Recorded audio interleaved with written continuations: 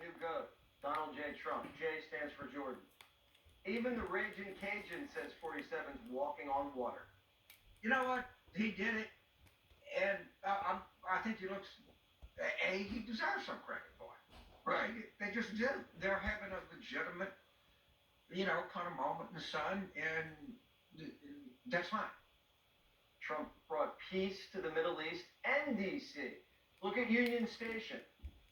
Taking my first train in a very long time from Washington, D.C., just walked through Union Station. Unbelievable. The first time in years Union Station hasn't smelled like piss and booze. And there were like pigeons pooping on everything. And homeless people using drugs and bathing in the fountains. It's been incredible. I was in D.C. yesterday, and every park is pristine. No graffiti, no homeless. And the grass just looks greener. Remember, Trump knows grass. He's making his mark and still has 3 years to go, maybe more. Presidential historian Newt Gingrich says he's already way up there. He said, I'll go down as the greatest president in history, and then he blew it. He said, I'm not sure if I put him above Washington or Lincoln. So I'm not that happy about that, dude.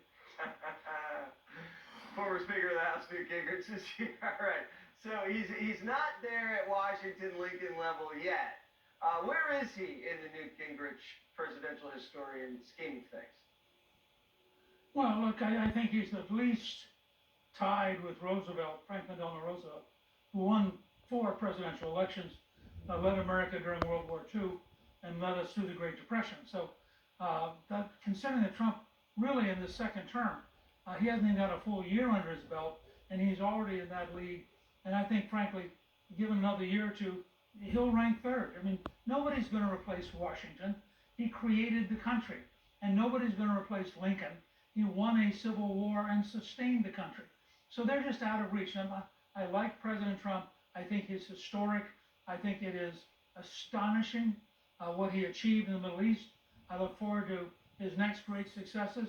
But both as a historian and just as a friend, I'm not going to tell him something that I don't think is true.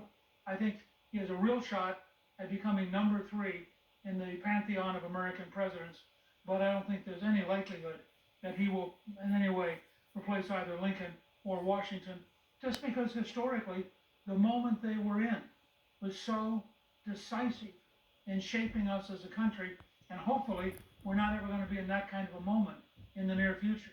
Wow, and you would In the near future. Wow, and you would put him ahead of Reagan.